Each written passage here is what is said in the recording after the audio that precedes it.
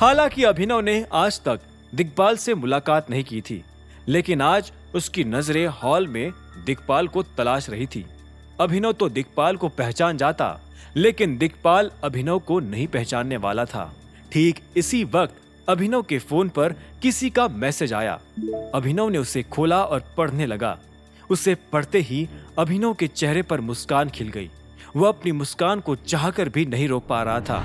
अब आगे क्या होने वाला था? आखिर किसका मैसेज आया था अभिनव को?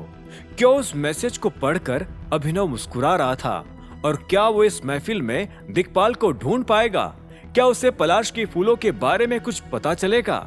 इन सभी सवालों के जवाब जानने के लिए सुनते रहिए आगे। जॉनी को पीटने वालों को अभिनव ने बुरी तरह से धो दिया था। वो लोग मैदान छोड़कर भाग चुके थे। जॉनी भी अभिनव को थैंक यू बोलकर निकल गया था। कुछ समय बाद अभिनव भी बार में पहुंच चुका था। वहां अभिनव के फोन पर एक मैसेज आया, जिसे पढ़कर अभिनव मुस्कुराने लगा। उसने शैंपेन की ग्लास को हाथ तक नहीं लगाया और तुरंत अपनी जगह से खड़ा हो गया। उसने डॉन को तुरंत बाहर मिलने का मैसेज किया और दरवाजे की तरफ बढ़ने लगा। ठीक इसी वक्त अभिनव किसी से टकराया और फोन उसके हाथ से छूट गया। उस आदमी ने फोन उठाया और अभिनव को थमा दिया। अभिनव ने जैसे ही उस आदमी का चेहरा देखा तो वो उसे पहचान गया। वो अर्जुन था, जिसके जिम के मुहूर्त में अभिनव गया था। अर्जुन?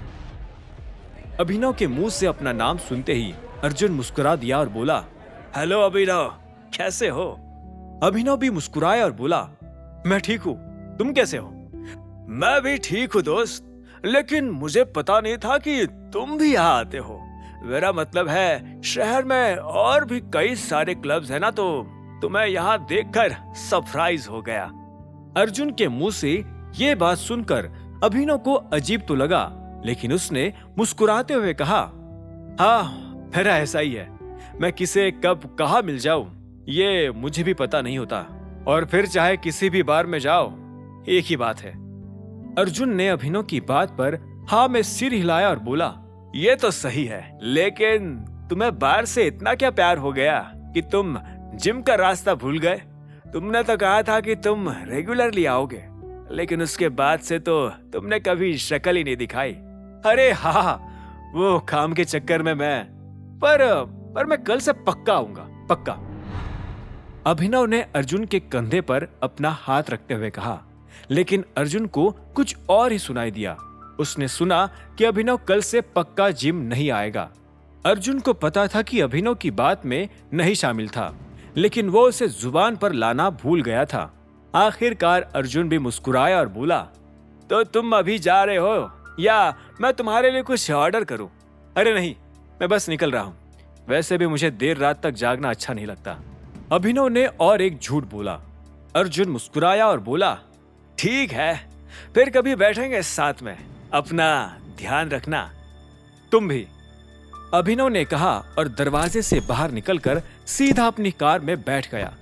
जैसे ही अभिनव ने गाड़ी पार्किंग से बाहर निकाली, वैसे ही गाड़ी का दरवाजा खुला और डॉन अंदर आकर बैठ गया।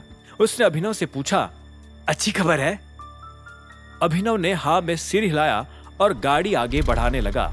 उसने गाड़ी चलाते हुए डॉन को बताया, बलराज उन लोगों को अपने घर ले आया है, हम उसी के घर जा रहे हैं। वाह, मुझे तो लगा ही नहीं था कि वो लोग बेसमेंट में मिलेंगे, डॉन ने खुशी खुशी कहा। फिर अभिनव ने कहा, मुझे भी नहीं लगा था, पर मुझे ये जानकर अच्छा लगा कि सब कुछ हमारे प्लान के हिसाब से हो रहा है। हाँ, वैसे वो आदमी कौन था जिससे आप अभी थोड़ी देर पहले बात कर रहे थे? मैंने देखा कि आप लोग काफी बात कर रहे थे।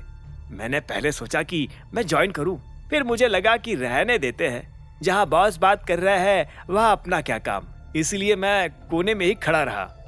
अच्छा किया, मुझे तुमसे समझदारी की उम्मीद नहीं थी वैसे, अभिनव ने डॉन की टांग खींचते हुए कहा और दोनों जोर जोर से हंसने लगे। इसके बाद डॉन ने फिर से पूछा, पर बताओ ना वो कौन था? वो एक जिम इंस्ट्रक्टर है, जिम चलाता है, अभिनव ने जवाब में कहा। डॉन ने उसकी बात ध्यान से सुनी और फिर दोनों अपने काम की बात पर आ गए। बातों ही बातों में कब अभिनव की गाड़ी बलराज के घर के सामने आकर खड़ी हो गई उसे पता ही नहीं चला। अभिनव को अंदर जाने से पहले ही बहुत ज्यादा खुशी महसूस होना शुरू हो गई थी। उसे ऐसा लग रहा था कि वो किसी बादल पर खड़ा है और चारों तरफ से खुशबूदार फूलों की बारिश हो रही है। वो काफी हल्का महसूस कर रहा था। जैसे ही अभिनव दरवाजे के अंदर दाखिल हुआ तो बलराज उसे आधे रास्ते में ही मिल गया और उसका स्वागत करके उसे अपने साथ गार्डन में ले जाने लगा। बलराज, आपने मुझे मैसेज नहीं किया वहां जाने से पहले, डायरेक्ट काम ही कर डाला। अभिनव ने थोड़ा हैरान होते हुए पूछा। हालांकि वो अब भी बलराज से काफी खुश था। आगे की कहानी जानने के लिए देखें अगला एपिसोड सिर्फ पॉकेट एफएम के यूट्यूब चैनल पर, और द रिटर्न ऑफ टाइगर के सारे एपिसोड्स को सुनने के लिए डिस्क्रिप्शन में दी लिंक से डाउनलोड करें पॉकेट एफएम ऐप।